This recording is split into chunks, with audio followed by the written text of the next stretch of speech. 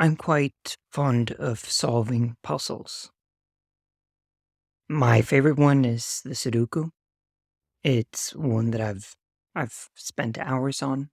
We had contests in school where I'd challenge my teachers, especially my maths teacher, and we'd practice for the contests during the maths lessons. We'd solve for speed and solve for toughness or for the level of the Sudoku. I love it. And I spent quite some time figuring out the most effective way for me to solve a Sudoku, given the restraints of the puzzle, the natural restraints of the puzzles with the rule, but also for how my brain works and how I prefer to do it. I never did any research, but I tried my way and spoke to people about it. That came quite naturally to me to try to solve that problem with some sort of meta thought of how to solve it. But I've never thought about how I solve other problems in a structured way until a week ago when I started reading a book on problem solving for programmers. So I wanted to spend some time talking about that, strategies for solving problems and thoughts about how to solve problems in general. This is Caspian with a riff on problem solving.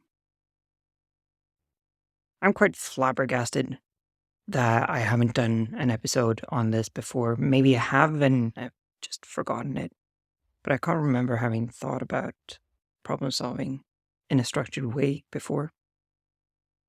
As I said, I started reading a book on problem solving for programmers because I've started programming and started to learn how to program. And my goal with taking courses in specifically Python, but programming in general, is that I want to be able to solve problems with code. I see and I have problems all around me that I know could be solved with code. I just don't know how to do it. I'm not that interested in becoming the best engineer there ever was. I'm not that interested in writing a bunch of code or miles and miles of code. I want to solve problems. That's what I want to do. And this book was proposed to me just because of that. And it starts off, the whole first chapter is just thoughts on solving problems.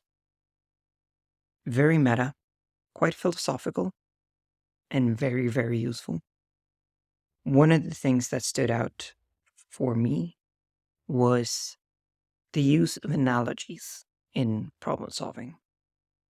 What you need to do, and what I think I'm fairly good at, and what I've seen other people do, is to, if they have a problem, they liken it to another problem. They draw similarities and they draw comparisons, but also things that are different. And that's a point to start. You've solved one problem, and you can find the similarities to your new problem. That way, you have a method, you have a language, you have a way of solving your new problem with the knowledge that you gain from your old one. That's exactly what I do with a Sudoku. I know how I solved a simple one, or to be fair, a couple of hundreds of simple ones. I know the methods that I use, and then I apply them to harder Sudokus. But there are also more far-fetched versions of that. I had a situation at work where I started and we had a simple database in a Sheets document. And I saw instantly that that sheet could be moved over to another software that we used. And it was a fairly new software, so I don't know if anyone thought of that already. It was new to the company, that is. But I instantly saw the similarities to a past problem that I had, where we moved things from Excel to a database or a similar SaaS product to the one we're using at my current job. Meaning I could articulate the challenges with having the data in Sheets, and I could easily transition that into our new software because I'd already solved that problem before. But that wouldn't have worked if I wouldn't have had the language, wouldn't have had the experience, and if I wouldn't have been able to draw on the analogy that we used in the past problem. That really struck me. On a more general note, I think developing a strategy for solving problems is really, really useful. And in a very, very structured way. The author, I can't for the life of me remember his name, but I'll put the link to the book in the show notes. The author talks about breaking a problem down, finishing what you can finish, in this particular scenario, writing the code that you can write, and setting the limitations, drawing up the rules for your problem. Meaning, okay, in Sudoku, you have the very obvious limitations of in each 3x3 square, you can only have one single digit of the numbers 1 through 9. The same goes for every column and every row. Those are quite heavy limitations for your puzzle. You can do the same thing with most problems. You can draw up the limitations, be it in budget, in time, in resources, in GPU, CPU, in resources of capacity within your company, whatever. The resources that you have are limited to this problem.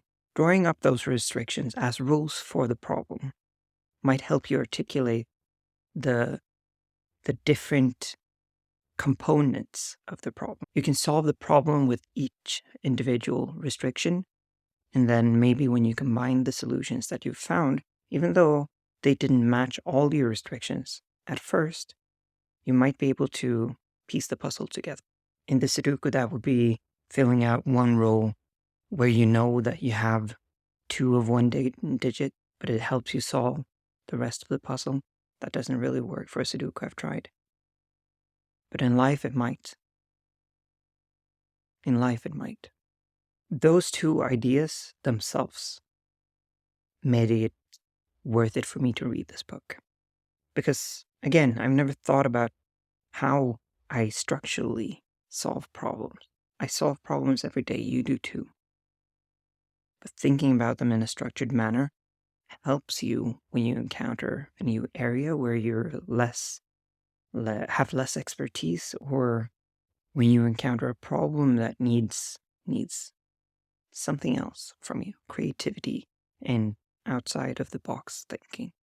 I hope that this inspires you to think more structurally about your problem solving, because I'm going to develop on this and draw strategies and analogies and thought models for myself. I'm hopefully going to be able to share them here in the future, but I would love to hear yours as well, because I steal with pride. I rarely come up with my own ideas. Again, I hope you found this useful. As per usual, do subscribe. I hope you find these riffs fun, entertaining, thoughtful. Hopefully you learn something. If you do, subscribe. That will make me very happy. And as per usual, there are show notes in either the description or the other description, depending on where you are seeing this.